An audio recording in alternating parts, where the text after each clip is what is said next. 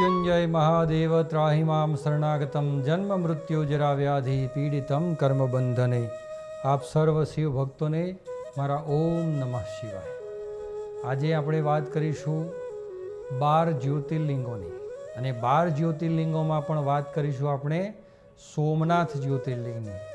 સોમનાથ જ્યોતિર્લિંગનું જીવનમાં શું મહત્વ છે, સોમનાથ જ્યોતિર્લિંગ કઈ રીતે પ્રગટ થયું અને સોમનાથ જ્યોતિર્લિંગના પ્રાગટ્યથી એની સાથે કઈ કથા જોડાયેલી છે, ભગવાન શિવનું પ્રાગટ્ય શા માટે જ્યોતિર્લિંગમાં થયું, તો આ બધી કથાઓ આપણે વિસ્તૃત સાંભળીશું।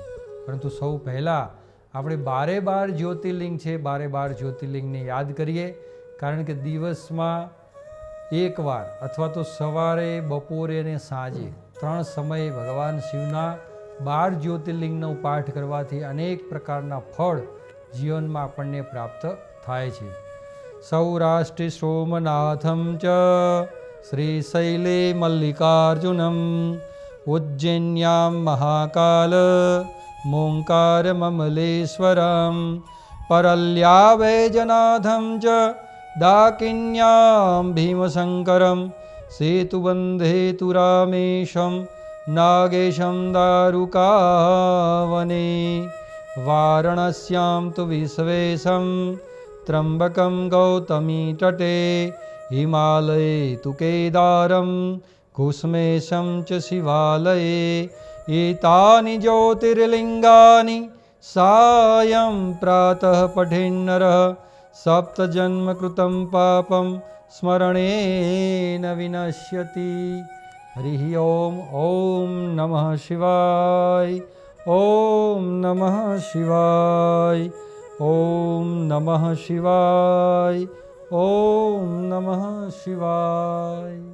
આમ આ 12 જ્યોતિર્લિંગના નામો જે મેં તમને આપને કહ્યા, અને આ 12 જ્યોતિર્લિંગની અંદર આપણે વિસ્તૃત આજે વાત કરીશું સોમનાથના જ્યોતિર્લિંગ વિશે।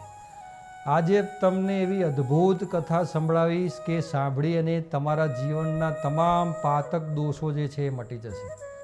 આ કથા છે ભગવાન શિવના પ્રાગટ્યના પ્રથમ જ્યોતિર્લિંગની, કે ભગવાન શિવ આ ધરા ઉપર, આ પૃથ્વી ઉપર મનુષ્યનું કલ્યાણ કરવા માટે કઈ રીતે જ્યોતિર્લિંગના સ્વરૂપની અંદર એમનું પ્રાગટ્ય આ પૃથ્વી ઉપર થાય છે। સૌ પ્રથમ જ્યોતિર્લિંગનું પ્રાગટ્ય એ સોમનાથ જ્યોતિર્લિંગનું પ્રાગટ્ય છે, અને સોમનાથનું જ્યોતિર્લિંગ એ સૌરાષ્ટ્રમાં આવેલું છે, જેને આપણે પહેલાં પ્રભાસ પાટણ કહેતા। શ્રીમદ ભાગવત તમે જુઓ તો ભાગવતની અંદર ઉલ્લેખ આવે છે કે ભગવાન શ્રી કૃષ્ણ બધા યાદવોને યજ્ઞ કરાવવા માટે ક્યાં લઈ ગયા? પ્રભાસ પાટણ લઈ ગયા।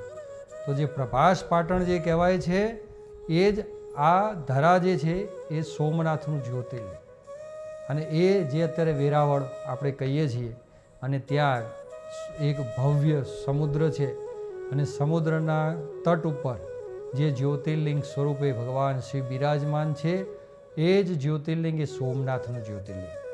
આ ભગવાન શિવનું સ્વયં પ્રાગટ્ય જ્યોતિર્લિંગ છે। પ્રાગટ્ય જ્યોતિર્લિંગ કોને કહેવાય? બધા જ્યોતિર્લિંગો તો બધા ઘણા હોય, પણ જેને જ્યોતિર્લિંગ કહેવામાં આવે છે, જ્યોતિર્લિંગનું મહત્ત્વ શું? કે જ્યાં શિવે પોતાના ભક્તોને દર્શન આપ્યા છે, અને શિવે ભગવાનના ભક્તો, જે એમના ભક્તો એમને જે ઉપાસના કરી અને ઉપાસનાના સ્વરૂપની રૂપે જે એમને દર્શન આપ્યા છે, અને જ્યાં ભગવાન શિવ સ્વયં પ્રગટ થયા છે, એને જ્યોતિર્લિંગ કહીએ છીએ આપણે। અને એ જ્યોતિર્લિંગનું મહત્ત્વ એટલું છે કે ત્યાં સાક્ષાત ભગવાન શિવ બિરાજમાન છે। તમે હજારો વર્ષ પહેલાં એક યવન આવ્યો, અને યવને આવી અને 17 વખત સોમનાથ ઉપર ચઢાઈ કરી અને આ શિવલિંગની ધન સંપત્તિ, વૈભવ બધું લૂંટી ગયું। ઘણાને એવું થતું હોય કે આ યવન છે એ આવી રીતે ધન સંપત્તિ, વૈભવ બધું લૂંટી ગયો, તો ભગવાન શિવ કેમ એને કંઈ ના કર્યું? પણ યવન જે છે, યવન પણ ભગવાન શિવનો જ પુત્ર છે, અને આપણે પણ ભગવાન શિવના જ પુત્રો છીએ। તો ભગવાનને માટે તો બે સરખા છે। દેવાધિદેવ મહાદેવ માટે તો કોઈ ધન સંપત્તિ, વૈભવ એવું કંઈ છે નહીં। યવનો હોય કે તમે હોય, જે કોઈ પણ હોય એ ભગવાન શિવની પૂજા કરો, કે શિવની અંદર જે ધન સંપત્તિ હોય તમે લો કે તમે એમને અર્પણ કરો, પણ એ ભગવાન શિવને એનાથી કંઈ ફરક પડતો નથી. ભગવાન શિવ તો બધાનું કલ્યાણ કરવા માટે જ આ જગતમાં આવ્યા છે. કોઈ પણ વ્યક્તિ ભગવાન શિવની પૂજા જે છે આ જગતમાં કરી શકે છે. કોઈ પણ સ્ત્રી હોય, કોઈ પણ પુરુષ હોય, કોઈ પણ નાનું બાળક હોય, કોઈ પણ ભગવાન શિવની પૂજા કરી શકે. અને એમાં પણ આ જે જ્યોતિર્લિંગના પ્રાગટ્યની કથા તો અદ્ભુત, આપણા હૃદયને શુદ્ધ કરે એવી કથા છે. તમે ચંદ્રદેવનું નામ તો સાંભળ્યું જ હશે. ચંદ્રદેવ અત્યારે તમને બધાએ જોઈ પણ શકો છો. ચંદ્રદેવને રાત્રે નિહાળી શકાય અને સૂર્યદેવને દિવસે નિહાળી શકાય. તો જે ચંદ્રદેવ છે એ અત્રિ ઋષિના પુત્ર કહેવાય. અને અત્રિ ઋષિએ ભગવાન શિવની એવી તપસ્યા કરી, એટલી અદ્ભુત તપસ્યા કરી, તો તપસ્યાના સ્વરૂપની અંદર જે છે ચંદ્ર સ્વરૂપે જે છે એ એમને સંતાન પ્રાપ્ત કર્યું. સતી માતા અનસૂયા છે, એ અનસૂયાએ ભગવાન વિષ્ણુ, ભગવાન બ્રહ્મા અને ભગવાન શિવ આ ત્રણેયને નાના બાળક બનાવી દીધેલા. કેમ? કારણ કે બ્રહ્માજીના બ્રહ્માણી, વિષ્ણુજીના લક્ષ્મીજી ને દેવાધિદેવ મહાદેવના જે ધર્મપત્ની છે મા ગૌરી, આ બધાને નારદ મુનિ જે છે ને ફરતા ફરતા આ બધા દેવીઓ પાસે ગયેલા અને બધા દેવીઓ પાસે જઈને કહેલું કે સતી અનસૂયા જે છે એમના જેવું સતીત્વ આજના સમયની અંદર ના કોઈની પાસે દેવલોકમાં છે કે નથી, કોઈ મનુષ્ય લોકમાં કે નથી, કોઈ પૃથ્વી લોકમાં કે નથી, કોઈ પાતાળ લોકમાં, કોઈ પણ જગ્યાએ એમના જેટલું સતીત્વ અત્યારે આ ધરા ઉપર કોઈની પાસે નથી.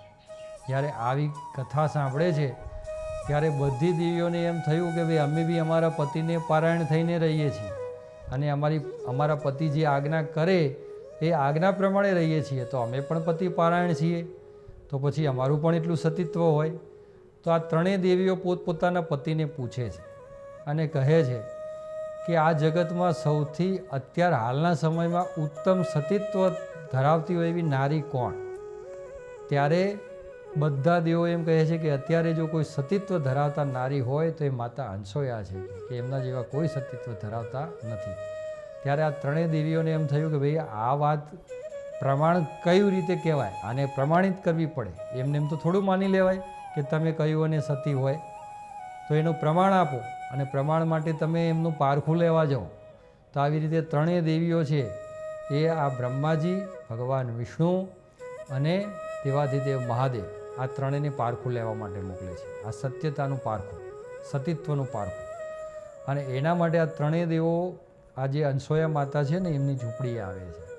અનસૂયા માતાની ઝૂંપડીએ આવે છે એટલે અનસૂયા માતા જે છે એમને ભિક્ષા માગે છે અને એમને જમવાનું કહે છે.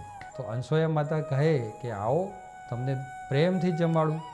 તો એ બધાને જમાડવાનો પ્રણ બધા સંતો હોય છે ને કહે છે કે જો અમે 3 ઋષિ છે તો ત્રણેય ઋષિ જમીશું ખરા, પણ પહેલાં તમે પ્રણ લો કે તમે અમને જમાડશો, તો જ તમે પ્રાણથી બંધાવો. પ્રાણ એટલે વચન, વચનથી તમે બંધાવો તો જે છે અમે અહીંયા જમવા રોકાઈએ.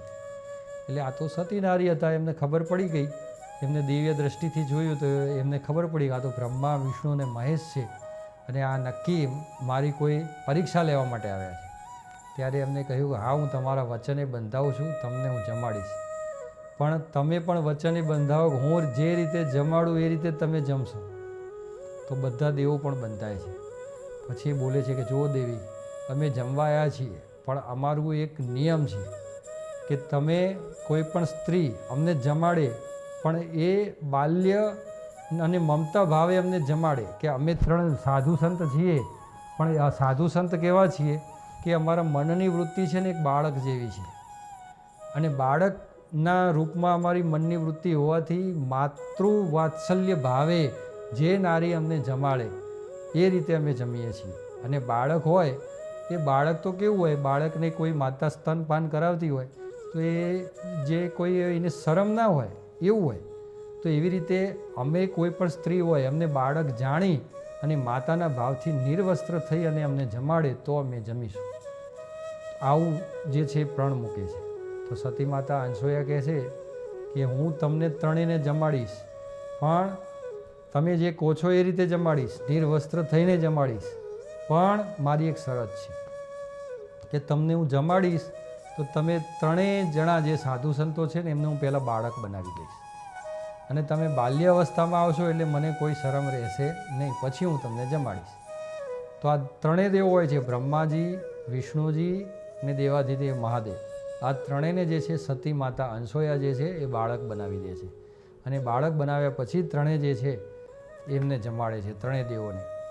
હવે ત્રણેય દેવ બાળક બન્યા એટલે ત્રણેય બાળક બન્યા અને જમાડ્યા એટલે પછી માતા અનસૂયાને થયું કે હવે આ દેવો પારખું લેવા આવ્યા છે ને, હવે આમને મારે મોટા કરવા જ નથી, ભલે બાળકને.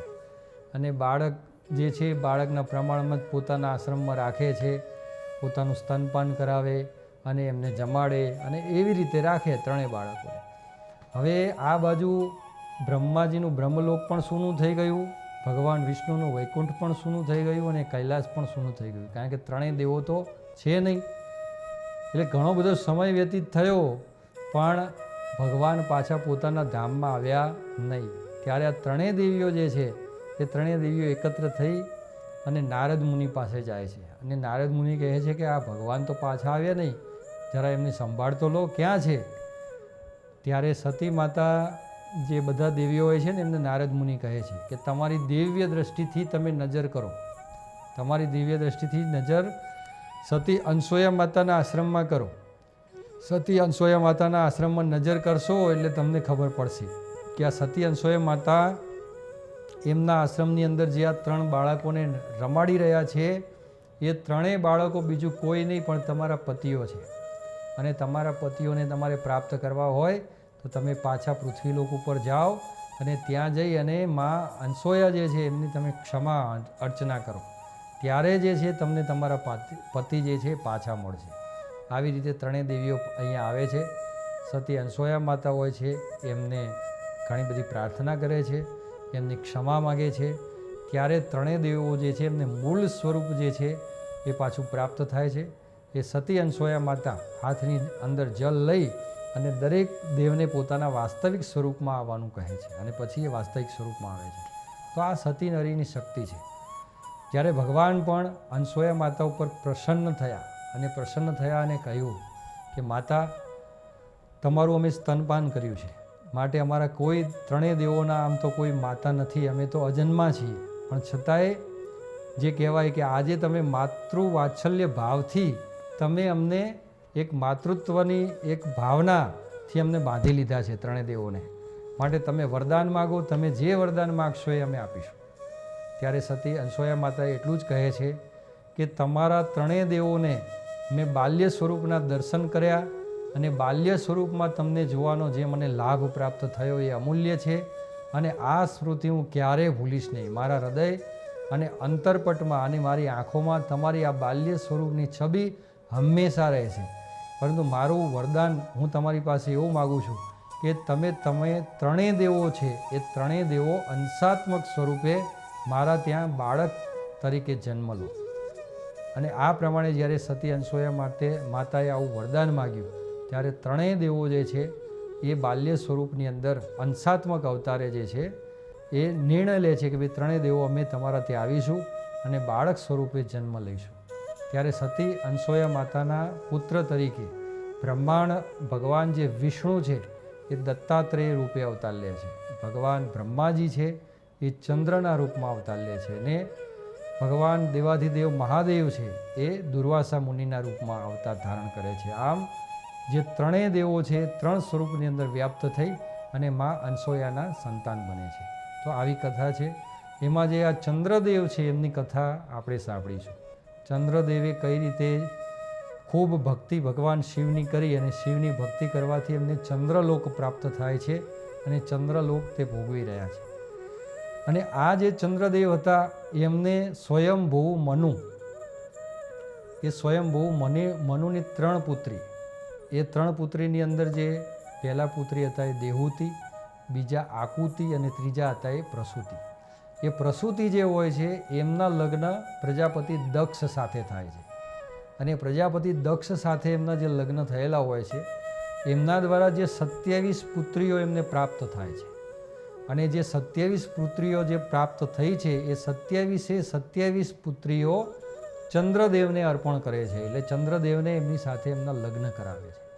અને ચંદ્રદેવ સાથે જ્યારે આ 27 પુત્રીઓના લગ્ન થાય છે એ અત્યારે આપણે જે જ્યોતિષશાસ્ત્રની અંદર જે નક્ષત્ર આવે છે એ નક્ષત્રના જે નામ છે એ બધી જે છે એ ચંદ્રદેવની પત્નીઓ છે.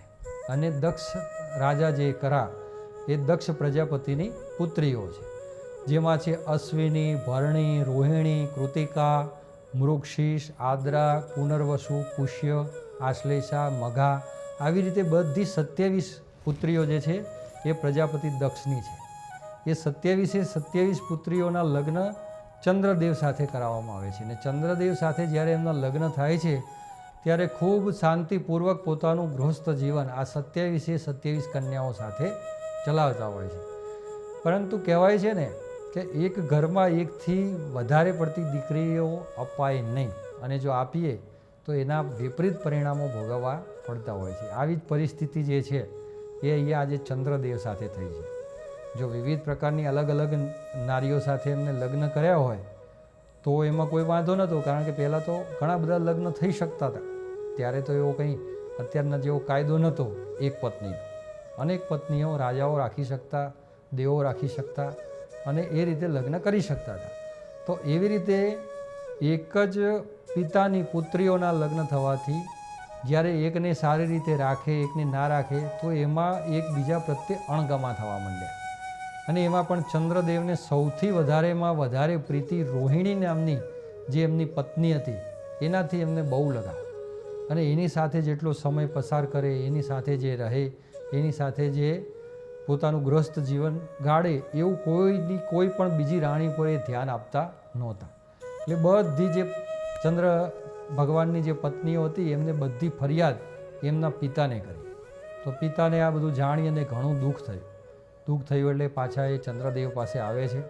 ચંદ્રદેવને સમજાવે છે કે હે ચંદ્રદેવ, તમે અમારા જમાઈ છો અને તમને મેં આ બધી જે પુત્રીઓ આપી છે તો એક પુત્રીને સારું રાખો, એકને સારું ના રાખો, એવું ના થવું જોઈએ. દરેકને તમારે સમદ્રષ્ટિથી વાત્સલ્ય ભાવ અને પ્રેમ ભાવ આપવો જોઈએ. તમારે આવો અન્યાય ન કરાય. આવી રીતે ઘણી બધી શિખામણ એમને આપે છે અને કહે છે કે હે ચંદ્રદેવ, આ તમને હું કહું છું અને આ ખૂબ જ પ્રાર્થનાપૂર્વક હું વિનંતી કરું છું. માટે આવી ફરિયાદ જે છે ફરીથી મારા ધ્યાનમાં આવી જોઈએ નહીં. ચંદ્ર પણ જે છે દક્ષ પ્રજાપતિનો આદર કરે છે, રિસ્પેક્ટ કરી અને એમને પ્રણામ કરે છે. કહે છે કે હે સસુરજી, હવે જે મારાથી આ ભૂલ થઈ એ થઈ, પણ હવે આવી કોઈ ભૂલ થશે નહીં, માટે મને ક્ષમા કરો. એટલે ચંદ્રદેવ જે છે એ ત્યાં આગળ આ બધું સમજાવી અને ચંદ્રદેવને મળી અને દક્ષ પ્રજાપતિ પાછા પોતાના મહેલમાં જાય છે. પોતાનું રાજ્ય વ્યવસ્થિત રીતે ભોગવતા હોય છે. અને આ સમયે થોડો સમય સારું ચાલ્યું, અને થોડો સમય સારું ચાલ્યા પછી પાછા ચંદ્રદેવે હતું એમને એમ કર્યું. કાળ બળ અને કાળના વશમાં જે કાળમાં નિર્ધારિત થયું હોય એ પ્રમાણે તમે ગમે એટલી સાવધાની રાખો તો એ જીવનમાં અમુક પ્રશ્નો એવા બનતા હોય છે કે જેના કોઈ સમાધાન પ્રાપ્ત થતા નથી. તો આજે ચંદ્રની કોઈ એવું કાળ બળ હશે તે ચંદ્રદેવથી પાછી આ ભૂલ થઈ અને રોહિણીને જ સારું રાખવા માંડ્યા અને અન્ય કોઈ પણ રાણી પાસે કોઈ પણ પ્રકારનો સારો ભાવ રાખતા નહીં. અને આ વાતની ફરિયાદ પાછી બધી કન્યાઓએ ફરીથી પોતાના પિતાને કરી. અને ફરીથી પોતાના પિતાને આવી ફરિયાદ કરવાથી દક્ષ પ્રજાપતિ ખૂબ જ ગુસ્સે થાય છે. અને દક્ષ પ્રજાપતિ ગુસ્સે થઈ અને પાછા ચંદ્રદેવને મળવા આવે છે.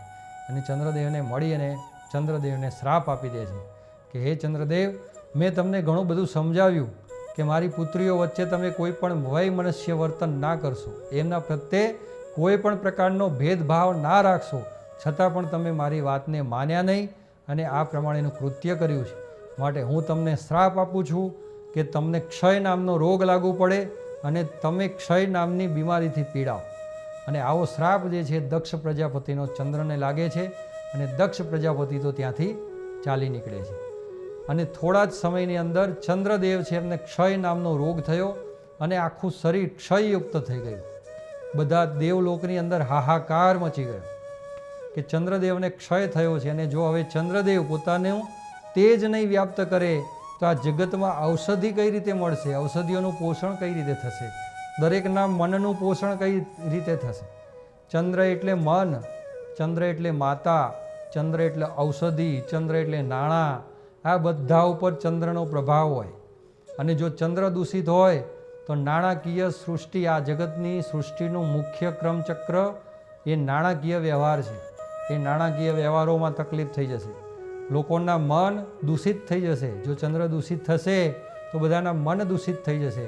ચંદ્ર દૂષિત થશે તો બધી માતાઓને પણ પીડા થવા લાગશે. તો આ બધી ઘણી રીતે અરાજકતા ફેલાઈ જશે. જ્યારે ઋષિમુનિઓએ આ જોયું ત્યારે આ જે ચંદ્રદેવ છે એ સપ્ત ઋષિ ગણ પાસે જાય છે. સાથે 7 ઋષિને મળે છે અને કહે છે કે હે ઋષિમુનિ, તમે કંઈક એવો ઉપાય બતાવો કે મારા દુઃખો દૂર થાય અને આ ક્ષય રોગમાંથી હું બહાર નીકળું. ત્યારે બધા ઋષિમુનિ કહે છે કે દક્ષ પ્રજાપતિના શ્રાપનું સમન્વય કરવાવાળા કોઈ હોય તો એ છે એ ભગવાન શિવ છે. ભગવાન શિવની તમે ઉપાસના કરો, ભગવાન શિવની તમે આરાધના કરો. એના દ્વારા ભગવાન જે શિવ પ્રસન્ન થાય એ જ તમારા વાતનું નિવારણ લાવી શકશે. બીજા કોઈની આ શક્તિ નથી કે તમને ક્ષય રોગની અંદરથી બહાર કાઢે. ત્યારે જે પ્રભાસ પાટણ ક્ષેત્ર છે કે અત્યારે ભગવાન શિવનું જ્યોતિર્લિંગ જે પ્રાગટ્ય થઈ રહ્યું છે એ ક્ષેત્રમાં ત્યાં દરિયા કિનારા ઉપર ચંદ્રદેવ ઘણા સમય સુધી તપ કરે છે. ઓમ નમઃ શિવાય આ પંચાક્ષર મંત્ર એમને ઋષિમુનિ પાસેથી મેળવી લીધો છે. અને ઋષિમુનિ પાસેથી આ મંત્ર મેળવી અને ઘણા વર્ષો સુધી જે છે એ ચંદ્રદેવ આ મંત્રનું આરાધન કરે છે. અને આરાધન કરી અને કરોડો મંત્રના ઓમ નમઃ શિવાયના મંત્ર જાપ કરે છે. એટલે આ પંચાક્ષર મંત્રના પ્રણવ સાથે જે જાપ થયા એનાથી ભગવાન શિવ પ્રસન્ન થાય છે. પ્રસન્ન થઈ અને પોતાના સ્વરૂપની અંદર, આમ તો ભગવાન શિવ એ નિર્ગુણ નિરાકાર છે, પરંતુ સાકાર સ્વરૂપમાં પ્રગટ થઈ અને ચંદ્રદેવને દર્શન આપે છે. ચંદ્રદેવને દર્શન આપ્યા એ ભગવાન શિવે આપેલા પ્રથમ દર્શન કહેવાય છે. કે ભગવાન શિવે આજ સુધી કોઈને સાકાર સ્વરૂપમાં ક્યારેય દર્શન નથી આપ્યા. અને સાકાર સ્વરૂપમાં સૌ પ્રથમ ભગવાન શિવને કોઈએ જોયા હોય તો એ છે ચંદ્રદેવે. કે આ પૃથ્વી ઉપર એમને જે તપ કર્યું અને તપ દ્વારા ભગવાન શિવના સાકાર સ્વરૂપને એમને જોયું. અને સાકાર સ્વરૂપની અંદર લિંગ, જે લિંગની પૂજા કરતા હોય છે, કારણ કે ત્યાં એમને પાર્થિવ શિવલિંગ બનાવ્યું હોય છે. અને પાર્થિવ શિવલિંગ બનાવી અને નિયમિત રીતે ત્યાં આગળ પૂજા કરતા હોય છે. અને પાર્થિવ શિવલિંગનું જે પૂજન કરતા હોય છે એ જ શિવલિંગમાંથી ભગવાન શિવનું પ્રાગટ્ય થાય છે. અને ચંદ્રદેવને કહે છે કે હે ચંદ્રદેવ, તમારી ભક્તિથી હું ખૂબ પ્રસન્ન થયો છું. તમે કંઈ પણ વરદાન માગવા માંગતા હોય તો માગી લો, હું તમારા ઉપર ખૂબ પ્રસન્ન છું. ત્યારે શિવજી પાસે ચંદ્રદેવ કહે છે કે હે દેવાધિદેવ મહાદેવ, તમે તો અંતર્યામી છો, તમે તો સર્વસ્વ જાણો છો કે હું આ તપસ્યા શા માટે કરું છું. હું આજે ક્ષય નામના રોગથી પીડાવું છું. મારા સસરાએ મારું જે ભૂલ થઈ એ ભૂલના સ્વરૂપની અંદર મને આ શ્રાપ આપ્યો છે, પરંતુ આ ભૂલનો મને ખૂબ પ્રાયશ્ચિત છે. હવે પછી આવી કોઈ પણ પ્રકારે ભૂલ નહીં કરું. મારી જેટલી પણ રાણીઓ છે એ તમામ રાણીઓને હું ખૂબ સારી રીતે રાખીશ, કોઈને પણ અણગમાવવા દઈશ નહીં. માટે તમે મારી ભૂલને ક્ષમા કરો અને મને વરદાન આપો કે મારો આ ક્ષય રોગ દૂર થાય. ત્યારે ભગવાન શિવે કહ્યું કે હું તમને વરદાન આપું છું કે તમારો ક્ષય રોગ દૂર થશે, પરંતુ આ જે ક્ષય જે છે એ 15 દિવસ સુધી એક તિથિ કરી અને વધતો જશે અને એક તિથિ કરી અને ઘટતો જશે. એવી રીતે 15 દિવસમાં તમારો ક્ષય ધીમે ધીમે વધતો જાય અને 15 દિવસે તમે ક્ષીણ થતા જશો. આવો ભગવાન શિવ જે છે એ વરદાન આપે છે અને એ પ્રમાણે ક્ષય રોગની અંદરથી ચંદ્રદેવને મુક્ત કરે છે. એટલા માટે આજે તમે જુઓ, એકમના દિવસે ચંદ્રની કળા સાવ ઓછી હોય, પછી બીજના દિવસે એનાથી વધારે હોય, ત્રીજના દિવસે એનાથી વધારે હોય, ચોથના દિવસે એનાથી પણ વધારે કળા હોય. આવી રીતે શુક્લ પક્ષના જે 15 દિવસ હોય એમ ચંદ્રની કળાઓ વધતી વધતી જ્યારે પૂનમ આવે ત્યારે પૂર્ણ કળાએ ચંદ્ર જે છે ખીલેલો હોય. અને એ જ પ્રમાણે પછી વદ પક્ષ તમે જુઓ, કૃષ્ણ પક્ષ જુઓ તો એની અંદર ચંદ્રની કળાઓ ધીમે ધીમે ધીમે ક્ષીણ થતી જાય. તો આવી રીતે ભગવાન શિવનું વરદાન મળ્યું અને વરદાનના કારણે સાવ ચંદ્ર ક્ષીણ થઈ ગયો હતો, એના બદલે એ પૂર્ણ સ્વરૂપ પોતાનું પ્રાપ્ત કરી શકે છે. તો આવી રીતે ભગવાન શિવની પ્રસાદી પ્રાપ્ત થઈ અને ચંદ્રએ કહ્યું કે હે દેવાધિદેવ મહાદેવ, તમારું અહીંયા પ્રાગટ્ય થયું છે અને તમારી મેં ઉપાસના કરી છે, તો એના મહત્ત્વના સ્વરૂપે આ જગતમાં જેટલા પણ લોકો છે એમનું પણ તમે કંઈક કલ્યાણ કરો અને તમે જ્યોતિર્લિંગ સ્વરૂપે અહીંયા જ બિરાજમાન થાઓ. ચંદ્રદેવ જ્યારે ઉપાસના કરતા હતા તો ચંદ્રદેવની સાથે સાથે ત્યાં સપ્ત ઋષિ ગણ પણ હતા અને સપ્ત ઋષિ ગણોએ પણ ભગવાન દેવાધિદેવ મહાદેવના દર્શન કર્યા અને દર્શન કરવાથી એમને પણ દેવાધિદેવ મહાદેવને પ્રાર્થના કરી કે હે ભગવાન, હે નારાયણ, હે દેવાધિદેવ મહાદેવ, તમારા સ્વરૂપ તો અલગ અલગ પ્રકારે વ્યાપ્ત છે. તમે નારાયણનું સ્વરૂપ પણ છો, તમે બ્રહ્માનું સ્વરૂપ પણ છો અને આ જગતના કણ કણમાં તમે સમાયેલા છો. તો તમે જે છે આ જ્યોતિર્લિંગની અંદરથી પ્રાગટ્ય તમારું થયું છે, તો આ જ જ્યોતિર્લિંગનું મહત્ત્વ વધી રહે એના માટે તમે જ્યોતિર્લિંગ સ્વરૂપે તમે અહીંયા બિરાજમાન થાઓ. અને જે કોઈ પણ તમારા ભક્તો અથવા તો જે કોઈ પણ, જેમ ચંદ્રની તમે પીડા દૂર કરી, જેમ ચંદ્રની પીડા દૂર કરી છે, એવી રીતે કોઈ પણ ભક્ત જે હોય અહીંયા આવે અને કોઈ પણ પોતાની બીમારી લઈને આવે તો એની બીમારી દૂર થાય અને એના બધા કષ્ટો હરાઈ જાય એવું તમે વરદાન આપો. ત્યારે ભગવાન શિવ આ બધા ઋષિ મુનિને કહે છે કે તમારી બધાની મનોકામના છે તો અહીંયા જ આ શિવલિંગની અંદર આ જે જ્યોતિર્લિંગ છે, જ્યોતિર્લિંગ સ્વરૂપે હું અહીંયા બિરાજમાન થાઉં છું. અને ચંદ્રને કહે છે કે તમે જે સ્નાન કરતા હતા એ ચંદ્રકુંડની અંદર કોઈ પણ વ્યક્તિને કોઈ પણ પ્રકારના સફેદ ડાઘ થયા હોય, કોઈ પણ પ્રકારના અછબડા થયા હોય કે કોઈ પણ પ્રકારના જે કહેવાય રક્તચાપ થયો હોય, કોઈ પણ પ્રકારનો એવો રોગ થયો હોય જે અસાધ્ય રોગ હોય, એ અહીંયા સોમનાથ આવી અને મારા જ્યોતિર્લિંગના દર્શન કરશે. અને જ્યોતિર્લિંગના દર્શનના પહેલાં આ ચંદ્રકુંડ છે, તમે સોમનાથ જાઓ અને ભગવાન શિવના દર્શન કરો ને તો ત્યાં ચંદ્રકુંડ છે. તમારે ત્યાંના ભૂદેવો હોય એમને પૂછવાનું, એ તમને બતાવશે. એ ચંદ્રકુંડ ક્યાં છે એ બતાવો, એ ચંદ્રકુંડ બતાવશે. એ ચંદ્રકુંડની અંદર પહેલાં સ્નાન કરવાનું અને સ્નાન કરી અને પછી ભગવાન શિવના દર્શન કરવાનું. તો કોઈ પણ અસાધ્ય બીમારી હોય તો અસાધ્ય બીમારી પણ ભગવાન શિવના દર્શનથી દૂર થઈ જાય છે. એ જ રીતે કોઈ પણ પ્રકારના જીવનમાં મુશ્કેલી હોય, તકલીફી હોય તો પણ નિયમિત રીતે સોમનાથ નામના જે ભગવાનના પ્રથમ જ્યોતિર્લિંગ છે, એ જ્યોતિર્લિંગના જે કોઈ પણ વ્યક્તિ જીવનમાં દર્શન કરે છે એ પોતાના ભવના પાપોમાંથી મુક્ત થઈ અંતે શિવલોકને પ્રાપ્ત કરે છે. એટલું આ જ્યોતિર્લિંગનું મહત્ત્વ છે. અને એવી રીતે આ ચંદ્રદેવે પોતાના રોગમાંથી મુક્તિ મેળવી અને જગતના કલ્યાણ માટે ભગવાન શિવ પ્રથમ જ્યોતિર્લિંગના સ્વરૂપની અંદર આ સોમનાથ ક્ષેત્રની અંદર ત્યાં બિરાજમાન થાય છે. અને આજે પણ હજારો વર્ષથી, કરોડો વર્ષથી જે શિવલિંગ ત્યાં છે એ શિવલિંગના દરેક ભક્તો દર્શન કરે છે અને પોતાના મનને, પોતાની બુદ્ધિને, પોતાની આત્મશક્તિને પાવન કરે છે અને ભગવાન શિવની ભક્તિ પ્રાપ્ત કરે છે. આમ તમે પણ તમારા જીવનમાં સોમનાથ, સૌરાષ્ટ્રની અંદર જાઓ અને સોમનાથ જ્યોતિર્લિંગના દર્શન કરો અને સોમનાથ જ્યોતિર્લિંગના દર્શન કરી આપના મન, બુદ્ધિ, આત્માને પવિત્ર કરો અને ભગવાન શિવની ભક્તિમાં જોડાઓ. ઓમ નમઃ શિવાય.